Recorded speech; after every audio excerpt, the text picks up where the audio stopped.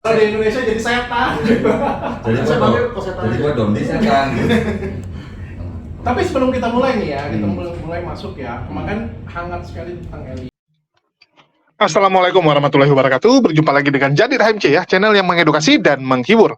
Di kesempatan kali ini saya ingin mengabarkan ya, hari ini tanggal 29 November 2023, akhirnya diadakan podcast yang sudah ditunggu-tunggu oleh teman-teman, yaitu Dr. Richard Lee mengundang Kodonditan. Banyak teman-teman yang berharap ya, dengan diundangnya Kodondi ini, bisa membuat Dr. Richard Lee menemukan kebenaran, mendapatkan hidayah.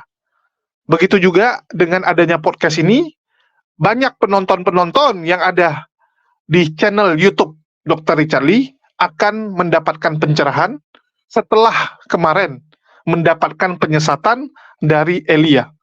Itulah harapan dari para penonton-penonton muslim tentunya ya. Kita berharap dengan hadirnya Kodondi ini bisa meluruskan fitnahan dan statement kosong yang disampaikan oleh Elia pada kesempatan yang lalu. Kita tahu bahwa pernyataan Elia itu menyebabkan polemik yang sangat besar. Bahkan dari kalangan kekristenan sendiri malu. Banyak orang Kristen sendiri malu melihat apa yang disampaikan oleh Elia.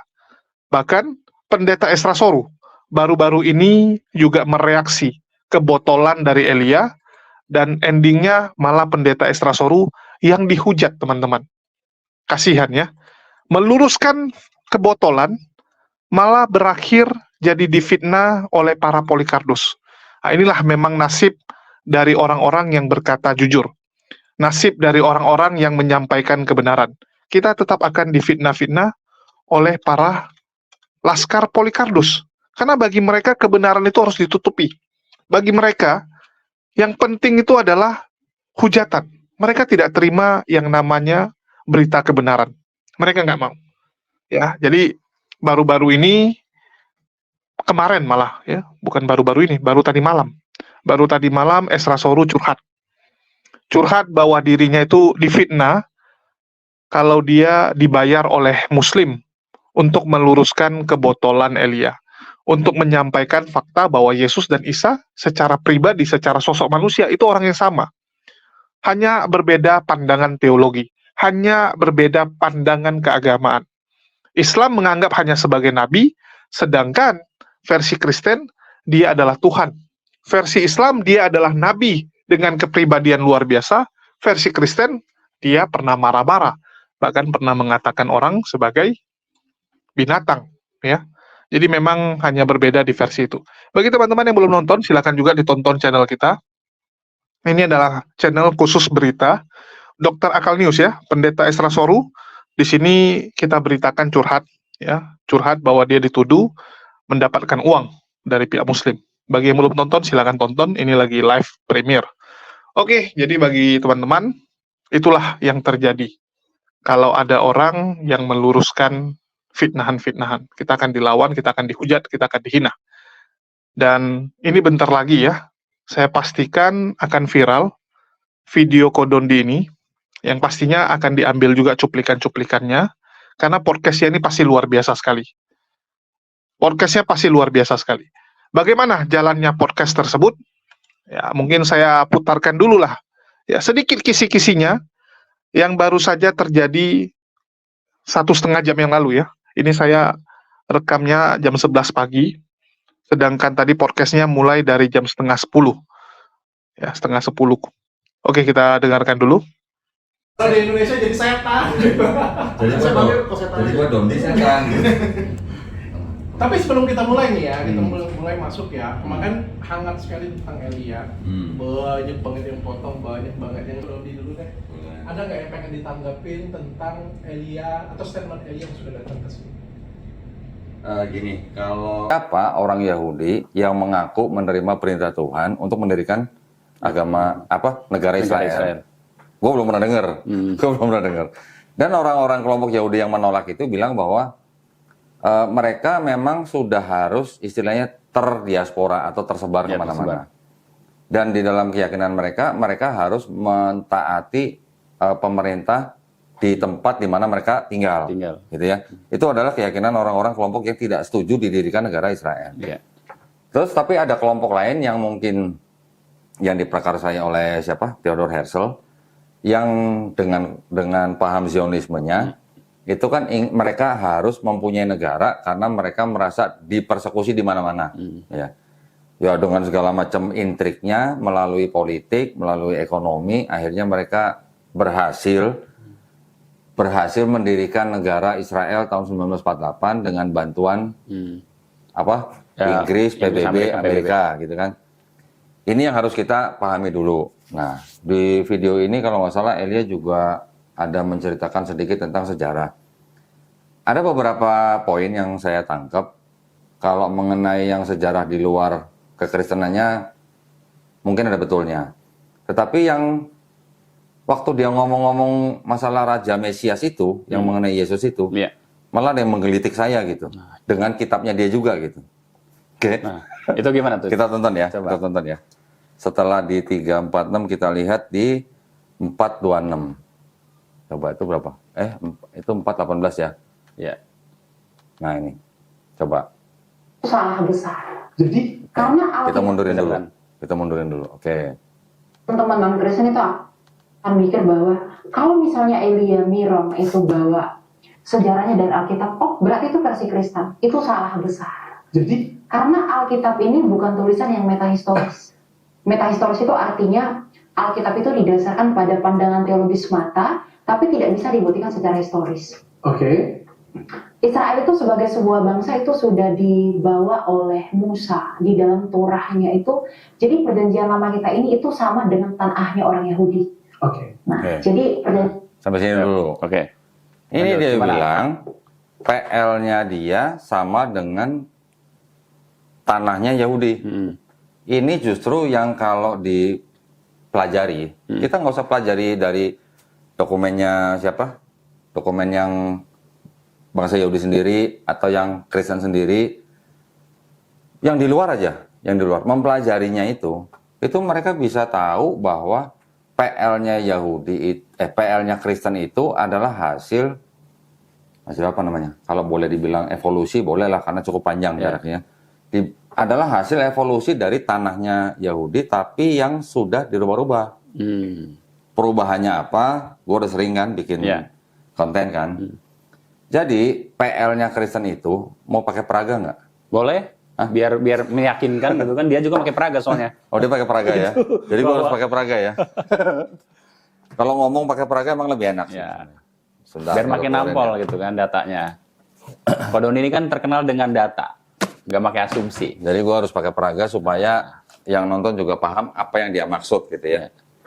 Jadi gini, yang disebut dengan tanah itu ini. Ini tanah. Nah ini tanah. Tanah itu singkatan Torah, Nevi'im, Ketuvim. Ya. Torah itu adalah yang disebut dengan Pentateuch. Pentateuch adalah 5 kitab Musa. Ya. Kejadian, Keluaran, Imamat, Bilangan, Ulangan. Yang Nevi'im itu adalah kitab nabi-nabi. Ada nabi besar, ada nabi kecil. Yesaya, Yeremia, Yeskiel. Nabi-nabi kecil ada Hagai, Maliaki, macam-macam lah. Terus kemudian yang disebut Ketuvim adalah tulisan-tulisan dari orang-orang bijak, termasuk juga para nabi. Misalnya ada Kidung Agung, ada Amsal, ada Pengkhotbah, ada Mazmur. Itu termasuk Ketuvim. Ini kitabnya orang Yahudi yang disebut dengan Tanah. Oke. Ini dalam bahasa Ibrani. Disusun kira-kira 450 sebelum Masehi. 400 kira-kira lah ya.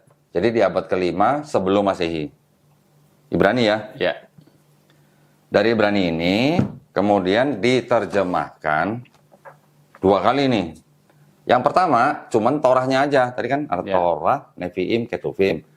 Torahnya aja diterjemahkan kira-kira di tahun 270 sebelum Masehi yang memerintahkan Raja Ptolemy II kepada siapa? Kepada rabi-rabi Yahudi yang tinggal di Yerusalem untuk menerjemahkan tanah ini ke dalam bahasa Yunani. Jadi rabi-rabi ini adalah rabi-rabi yang multibahasa. Mereka bisa bahasa Ibrani, mereka juga bisa bahasa Yunani karena pada waktu itu kan di bawah penguasaan Yunani. Dari semenjak Alexander Agung menguasai banyak daerah di Mediterranean itu, Yerusalem itu termasuk bagian dari penguasaan Yunani, termasuk di Mesir. Nah di Mesir ada dinasti namanya dinasti Ptolemy. Dinasti Ptolemy ini adalah dinasti bonekanya Yunani. Gitu kan. Raja Ptolemy II memerintahkan 72 rabi-rabi sebenarnya. 72 rabi-rabi untuk menerjemahkan ini menjadi ke bahasa Yunani, menjadi ini. Nih, Septuaginta. Septuaginta. Ya. Nah, setelah Torah, baru diterjemahkan lagi yang Nevi'im dan Ketuvim itu oleh orang-orang Yahudi yang sedang ada di Alexandria, Mesir. Orang-orang Yahudi ini orang-orang Yahudi yang mana? Ya, orang-orang Yahudi yang memang juga bisa dua bahasa, tetapi karena mereka lama tinggal di daerah Mesir, itu kan pasti ada yang namanya pengaruh Helenisme. Yunani. Helenisme adalah budaya yang dibawa oleh Yunani. Pada saat mereka menguasai daerah-daerah di Mediterania itu, pasti dong selain bawa tentara juga pasti bawa Misi, budayanya dong. misi gitu ya. Misi lah. Ya kayak Belanda waktu masuk ke Indonesia, juga gitu kan. Jadi orang-orang Yahudi yang sudah terpapar oleh Helenisme, yaitu paham dari Yunani kuno, menjadi ini. Oke. Nah, terus ini yang menjadi PL atau Perjanjian Lama. Gitu. Tapi proses ini menjadi PL itu ratusan tahun. Iya. Bukan setahun 2 tahun gitu. Jadi ada beberapa tahapan dari mulai abad kedua, ketiga, keempat, Septuaginta ini dikoreksi oleh bapak-bapak gereja dari mulai Origen, Lucian, sampai di akhir abad keempat oleh Hesisius. Koreksinya itu membuat seolah-olah, jadi Septuaginta ini seolah-olah berbicara mengenai Yesus di Perjanjian Baru. Nah, ini dari mulai abad ketiga sebelum Masehi sampai abad keempat Masehi baru menjadi PL, gitu ya. Terus kekristenan itu kan dari abad pertama, kedua, itu kan juga sudah mulai menulis kitab-kitabnya sendiri. Dari mulai Matius sampai Wahyu, ya kan? Dari mulai mungkin pertengahan abad pertama sampai pertengahan abad kedua. Disebutlah ini sebagai perjanjian baru, gitu ya. Nah, di abad keempat, yang ini sudah jadi PL, yang ini perjanjian barunya punya Kristen, ini begini jadiin satu, ini ditempel di belakangnya Perjanjian Lama. Jadi enak kan suaranya? Iya. Ini jadi Bible-nya orang Kristen.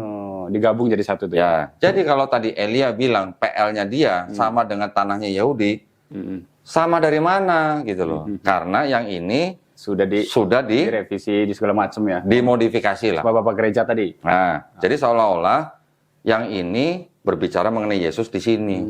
Jadi tidak sama. Sudah jauh ya ini situ ya. Pertanyaannya, apakah orang-orang Yahudi yang punya ini mengakui yang ini? Iya. Jadi kalau orang Yahudi dikasih ini, suruh baca, suruh percaya, sama mereka ini dibuang ke tempat sampah. Jadi nggak diakui. Ya, itu ya saya menanggapi pernyataan dia. Ini saya ngomong bukan dari kacamata Muslim, enggak. Ini dari sejarah. Silakan cek dari sumber-sumber yang akademisi lah, yang akademis ya. Bahwa kalau dia bilang PL-nya sama dengan tanah, itu justru yang salah besar. Oke, ya. Lanjut ya. Oke, tadi PL tanah salah besar. Terus kemudian 00930. Ya, ini kan karena kita udah tandain ya. Menit ke 9.30.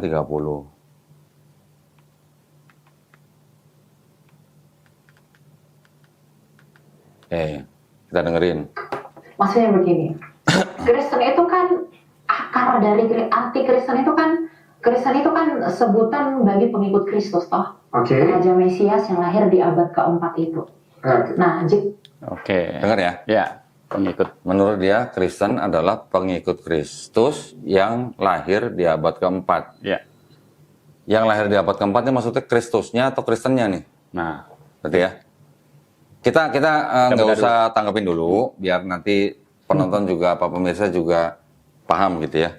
Nanti karena ada 2 kali pernyataan dia lagi yang agak bertolak belakang. Beda ya sama yang di awal. Kalau kita mau bilang yang dianggap lahir di abad keempat itu Kristusnya, berarti itu juga udah salah. Karena Kristus lahirnya sebenarnya masuk ke dalam abad pertama sebelum Masehi, akhir abad pertama, di tahun 4 sebelum Masehi. Nanti dia juga bilang bahwa Yesus lahir di tahun 4 sebelum Masehi. Tapi nanti di lain waktu lagi ada di di detik yang lain lagi dia bilang bilangnya di akhir abad keempat. Nah, jadi mungkin si Elia ini masih bingung membedakan antara abad sama tahun gitu ya. Nanti kita dengar lagi. Jadi itu nanti kita skip dulu lah, nanti kita dengerin lagi ya. Terus kalau dia bilang Kristen adalah pengikut Kristus, itu berarti sudah bawa teologi. Ya. Oke. Karena yang diikutin Kristen sama Yesus di dalam Bible mereka sendiri, itu juga bikin bingung. Apa yang diikutin gitu? Sunat enggak. Yesus mati dikafanin, mereka mati di peti, pakai baju pengantin. Terus puasa Kristen enggak, atau ada puasa tapi tidak seperti yang istilahnya dalam Islam tuh sunnahnya Yesus gitulah, ya kan? Terus kemudian tadi apa? Yesus sunat, Yesus nggak makan babi, Kristen makan babi. Yesus mati dikafanin, Kristen nggak dikafanin. Yesus doanya sujud, ya kan? Di Taman Getsemani di Bible disebutkan Yesus doanya sampai sujud, mukanya sampai ke tanah. Mereka doanya gimana? Ya. Kita tahu lah beda-beda lah ya di gereja ya. Jadi kalau dibilang Kristen pengikut Kristus, kalau menurut kita kurang tepat. Masih debatable lah gitu ya. Ya, debatable. Kalau yang menurut pandangan kita, Kristen itu bukan pengikut Kristus, tapi penyembah Kristus. Pengikutnya pengikut siapa? Pengikut Paulus. Karena ajaran yang dilakukan oleh Kristen sekarang itu adalah ajaran Paulus. Gitu. Paulus ngajarin dosa waris, Yesus nggak ngajarin dosa waris. Oke lah, itu sih mungkin jadi panjang lah ya. Berikutnya, terus kita lihat apa lagi nih. Kalau ini, oke, di 10:34. 10:34. Sini ya. Oke, kita dengerin. Jelasinnya terlalu ribet, otakku yang nggak sampai atau apa? Yesus itu adalah orang Yahudi. Yesus orang Yahudi karena dia adalah keturunan Yehuda secara khusus. Makanya di dalam kita juga adalah orang Yahudi. Nah, blunder. Oke. Kalau dibilang Yesus adalah keturunan Yehuda, sama orang-orang Yahudi diketawain. Ya. Karena kan di dalam Bible sendiri diceritakan bahwa Yesus bukan anak kandung Yusuf. Gitu kan? Kalau bukan anak kandung Yusuf, bagaimana bisa mengklaim bahwa Yesus keturunan Yehuda gitu loh.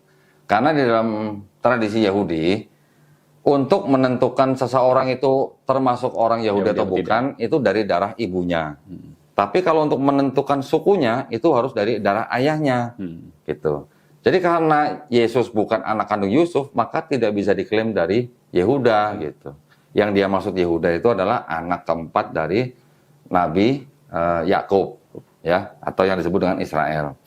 Kita lanjut lagi. Terus di suku dari menit ke berapa nih? Yang ini kelewat di 15:22. Nah, ini yang tadi mengenai Yesus yang lahir di tahun 4 sebelum Masehi. 15:22. Atau dari sini lah, dari 15 lah. Nah, kemudian ketika dikuasai dinasti Makabi, kemudian berlanjut ke penjajahan Roma. Lahirlah Raja Mesias, yaitu Kristus pada tahun 4 sebelum Masehi. Kalau dia bilang Yesus lahir di tahun 4 sebelum Masehi, itu betul. Tapi kalau yang tadi, yang pertama kan, yang Kristus lahir di abad keempat sebelum Masehi, nah itu salah. Tapi nanti setelah ini ada lagi, nanti dia ngomong di akhir abad keempat. Beda lagi. Ya, kita dengerin ya. Oke, sebentar di 16:38.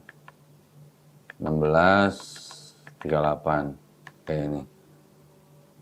Orang-orang pengikut Kristus tadi yang disebut Mesihian sama orang Ibrani. Tetapi di gereja Yerusalem itu dipimpin oleh Rasul Yakobus, saudara Kristus.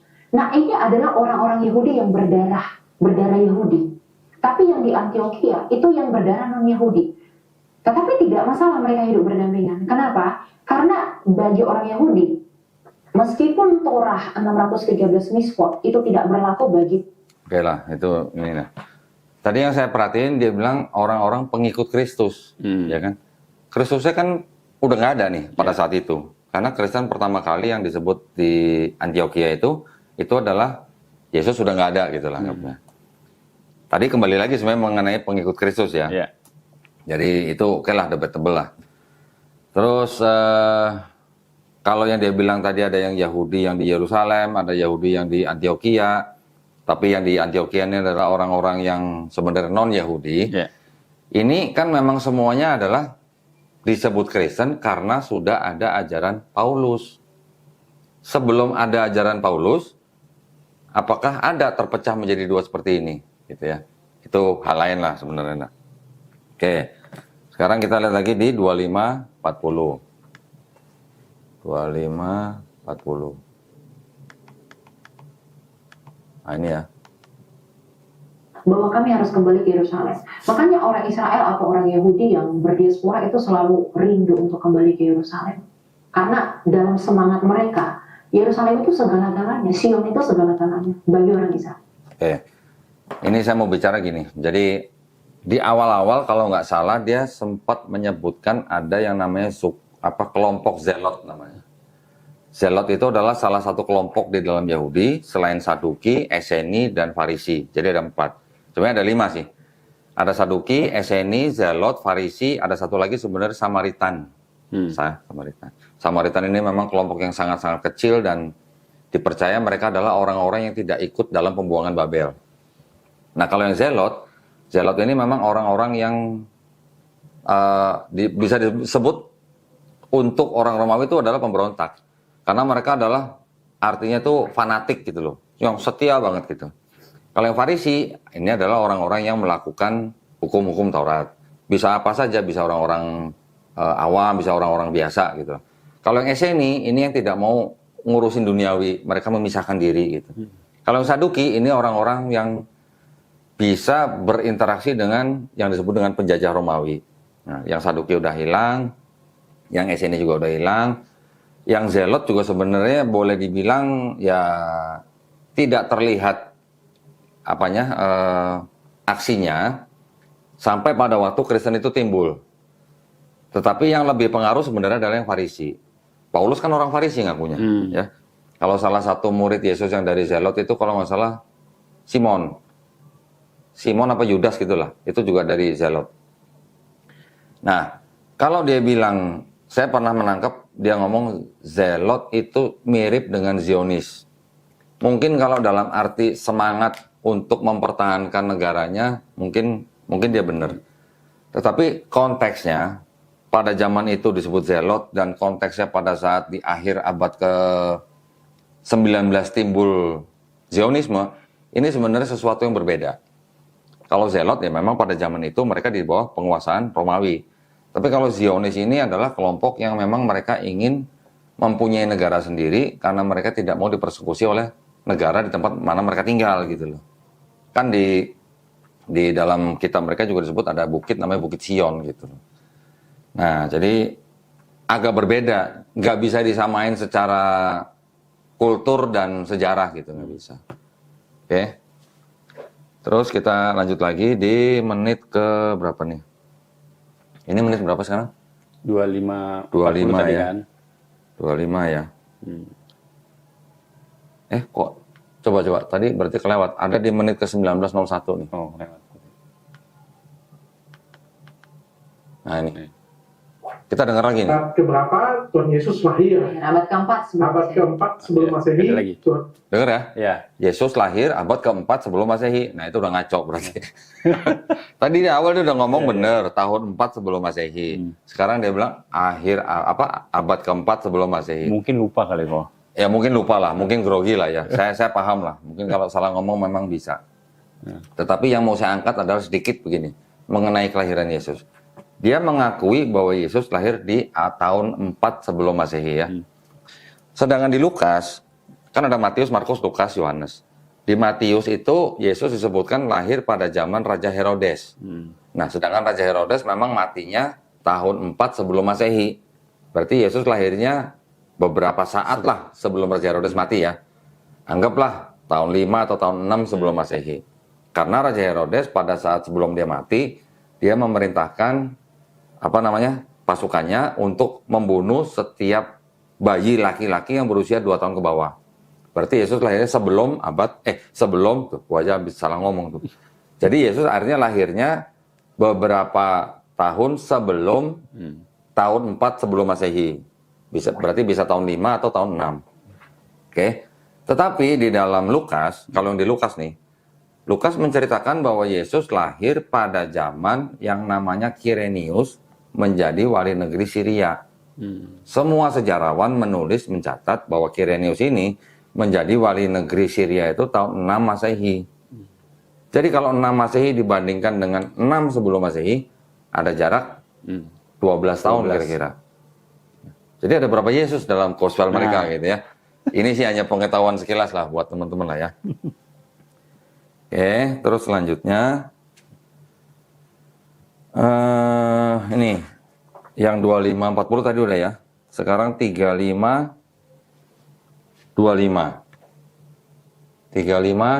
kita lihat.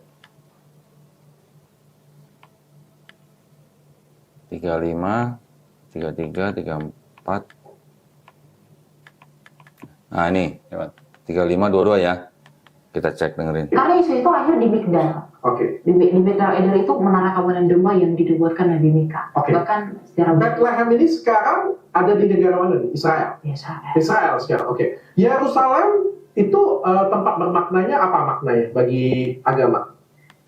Oke, yang saya ingin tanggapi adalah di sini Elia sudah membawa yang namanya dia menyebut nubuat Nabi Mika, ya kan? Nabi Mika kisahnya atau tulisannya itu ada di sini, di sana. Tadi ini sudah diterjemahkan menjadi Septuaginta kan, kemudian menjadi Bible-nya orang Kristen.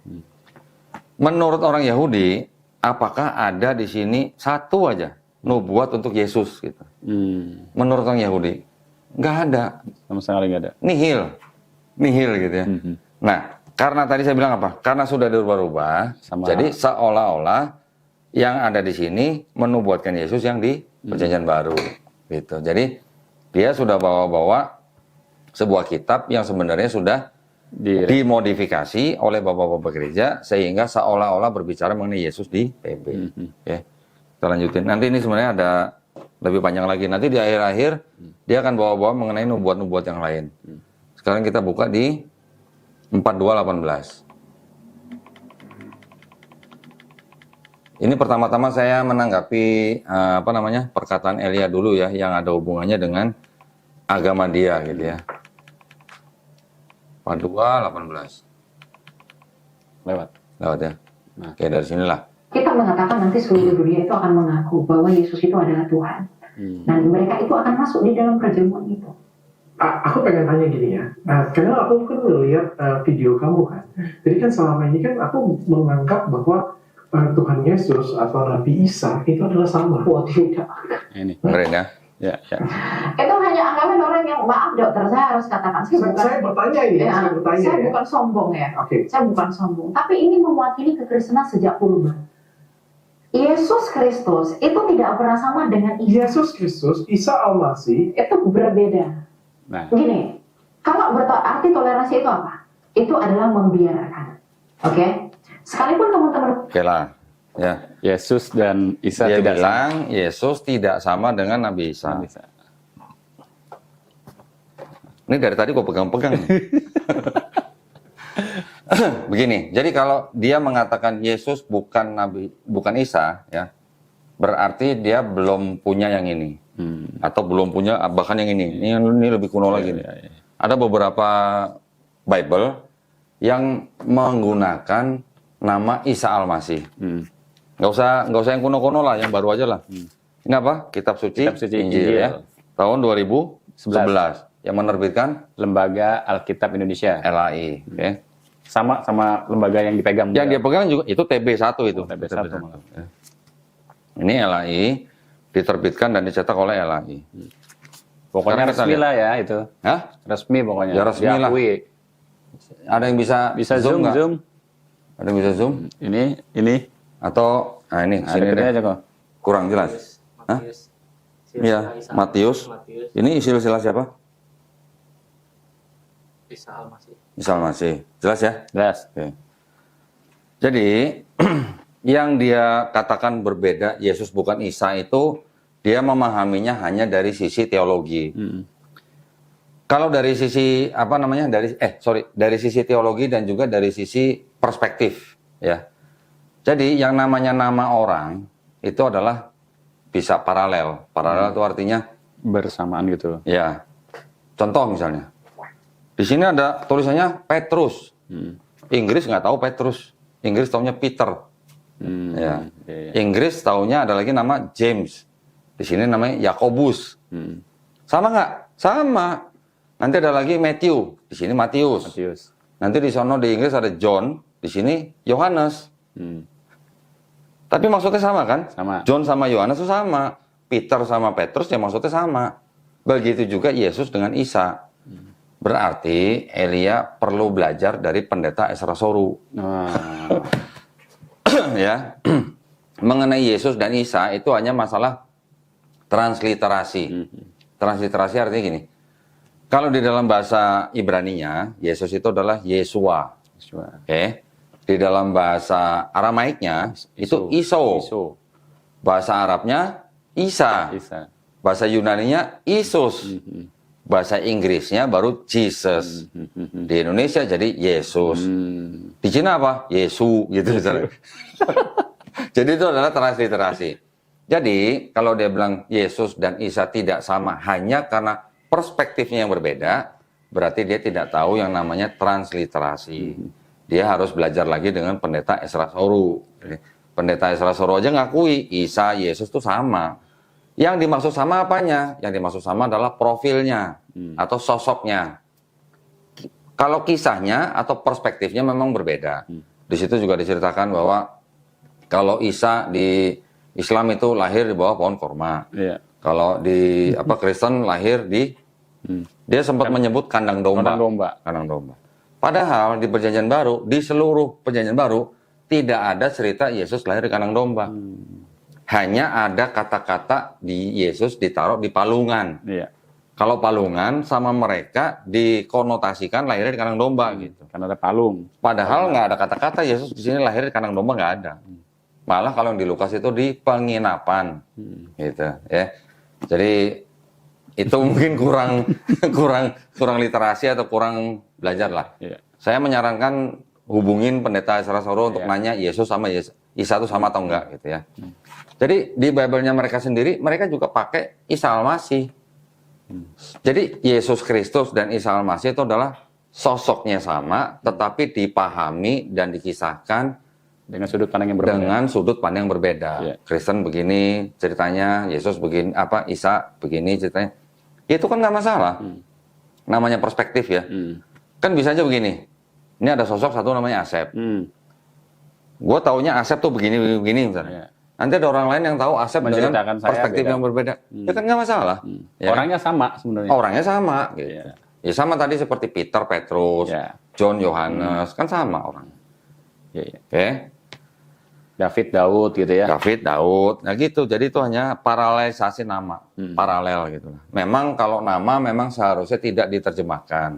Ya itu memang zaman dulu ya. Tapi kalau zaman sekarang, Asep ke Amerika ya akan tetap harus panggil Asep. Asep sedunia. Asep sedunia. Tapi apakah orang Amerika bisa ngomong seperti orang kita? Asep gitu. Susah. Asep gitu. Nanti tulis bisa begitu kan. Nah itu bedanya gitu ya. Ini juga buat edukasi aja. Oke. Terus dia juga bilang kalau nggak salah Yesus lahir di Bethlehem di mana di situ nggak ada pohon korma gitu. Iya, itu dibahas itu viral tuh. Ternyata ada pohon korma di sana. Ada yang namanya daerah Timur Tengah itu ada pohon korma. Nah, dia nggak tahu yang namanya kota Yeriko. Kota Yeriko di Perjanjian Lama di kitabnya orang Yahudi itu disebutkan bahwa kota Yeriko adalah kota korma. Penghasil kurma banyak. Nah, kalau di Islam kita bagaimana di Quran? Kan Maryam diperintahkan untuk ke arah mana? Ke arah timur. Ke arah timur. Yeriko itu timurnya Yerusalem. Ya, dan di Yeriko itu memang banyak pohon korma. Di situ juga ada tanah yang rendah. Nah, Maryam lahir di situ dibantu oleh malaikat Jibril alaihissalam. Ya, itu di Yeriko itu memang kota korma. Di Bible disebutin Yeriko kota korma. Mau gue cariin nih ada nih. Sebentar. Jadi mungkin nih kurang literasi atau gimana ya? Kurang sakofah kalau dalam Islam. Sebentar. Di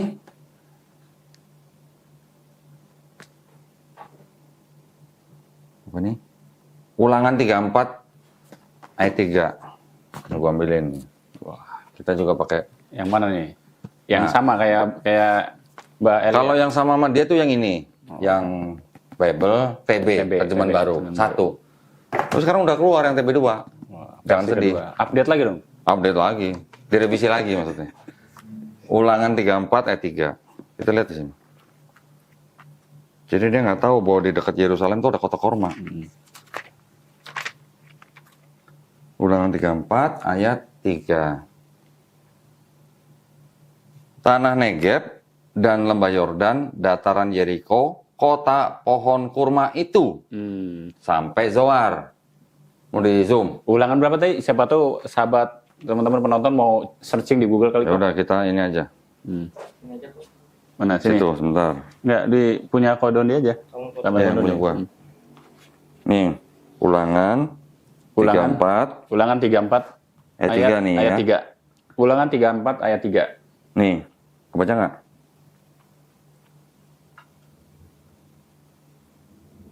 Udah, baca. Nah, nih tanah Negeb dan lembah Yeriko, lembah apa nih? Yordan, dataran Yeriko, kota pohon kurma itu sampai Zoar. Yeriko disebut kota pohon kurma. Tuh. Dibilangnya nggak ada kurma. Ya kalau Bethlehem memang bukan Yeriko. Ya. Tetapi di daerah sekitar Yerusalem itu ada sebuah kota namanya kota Yeriko yang disebut dengan kota pohon kurma. Ya, dan di Quran disebutkan bahwa Maryam memang diperintahkan untuk ke timur. Jaraknya Yeriko sama Yerusalem itu kurang lebih 20 sampai 25 km lah. Oke. Ya ini sih hanya pengetahuan aja lah ya. Terus ada lagi apa tadi?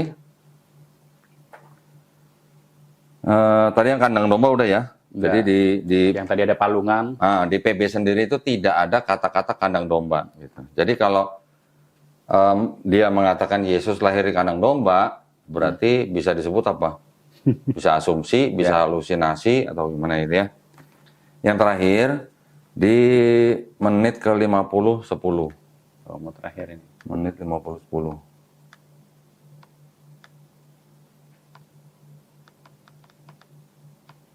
Nah ini ya. Dari 52 lah. Kita lihat Kita ya. harus lakukan supaya mereka ini bisa berdamai. Mungkin nggak sih berdamai masih? Orang Kristen ya, ini orang Kristen ya. Kita nggak bisa ngelakuin apa-apa. Karena perang-perang ini itu adalah bagian dari penutupan Alkitab. Nubuatan itu harus selesai. Nubuatan sudah pernah terjadi. Ketika Yesus itu harus mati di kayu salib, terpaku tangannya, dia dianggap penjahat, dia tak berdosa, itu disalibkan. Kemudian juga Yesus itu harus di tengah penjahat persis. Yesus harus mengucapkan Eli Eli lama sabachthani. Itu telah dinubuatkan 600 tahun sebelum itu terjadi. Dinubuatkan ya. Nubuat. Itu terkait nubuatan untuk Yesus di Yesaya 53 dan juga Mazmur 22. Bahwa inilah Mesias yang sejati, bahwa dia harus seperti ini. Jadi dia bawa-bawa nubuat, gitu kan. Tadi juga dia udah sebutkan ada dinubuatkan oleh Nabi Mika. Sekarang dia mengatakan ada Yesaya 53 dan Mazmur 22. Mazmur 22 tadi. Sekarang kita lihat dari perspektifnya Yahudi dengan kitabnya mereka yang boleh dibilang mereka sendiri yang punya otoritas dong. Ya. Kalau Quran yang berhak menafsirkan siapa? Ya kita kan. Islam kan? Orang Muslim dong. Kalau kitabnya Tanakh yang berhak menafsirkan siapa? Ya orang Yahudi. Orang Yahudi. Nah, kalau PB yang berhak menafsirkan? Ya orang Kristen. Mbak Eli. Tetapi PB ini kan tidak bisa berdiri sendiri. Ya. Dia harus ada ini. Dia harus ditempelkan dengan terjemahannya kitab orang Yahudi direvisi. Yang sudah direvisi oleh bapak-bapak gereja. Udah pinter tuh. Ya itulah sepenggal videonya ya teman-teman. Jadi kalau kalian mau minta video utuh, mohon maaf nggak bisa teman-teman. Nanti saya bisa dituntut sama Dr. Richard Lee ya. Soalnya Dr. Richard Lee mengundang Kodondi untuk podcast. Masa saya rekam dari jauh, terus saya siarkan. Kan nggak fair juga. Dan video ini belum tayang di channelnya Dr. Richard Lee, karena memang baru selesai rekam. Dan seperti biasa, ada proses editing. Tim editor pasti akan mengedit video tersebut supaya tampilannya menarik. Dan tentu saja ditayangkan sesuai dengan jadwal. Karena sebelum ini juga Dr. Richard Lee kan sudah duluan podcast dengan orang lain yang belum ditayangkan. Jadi mungkin dalam 3-4 hari, bahkan mungkin sampai seminggu ke depan, teman-teman baru bisa menyaksikan podcast tersebut di channel Dr. Richard Lee. Ya, tentu saja harus menunggu, dan saya yakin teman-teman sudah tidak sabar ya. Ini agak bagus karena kemarin itu sempat mau diundur agak jauh. Kemarin itu Dr. Richard Lee sebenarnya dia agak sibuk, ya, walaupun kita nggak tahu apakah benaran sibuk atau banyak intervensi dari orang-orang dari Laskar Polycarpus yang tidak mau Kodondi itu diundang. Jadi tiba-tiba dari sebelumnya Dr. Richard Lee itu sangat antusias, ya sangat pengen bertemu Kodondi, tiba-tiba dipending. Awalnya seperti itu. Awalnya dipending, tapi tiba-tiba berubah lagi. Dr. Richard Lee bilang ada waktu tanggal 29 November ini. Nah, itulah kenapa 29 November hari ini diadakan podcast tersebut. Jadi kita kemarin sempat berpikir, ini kok tiba-tiba mundur ya? Apakah ada intervensi? Apakah ada sesuatu gitu kan?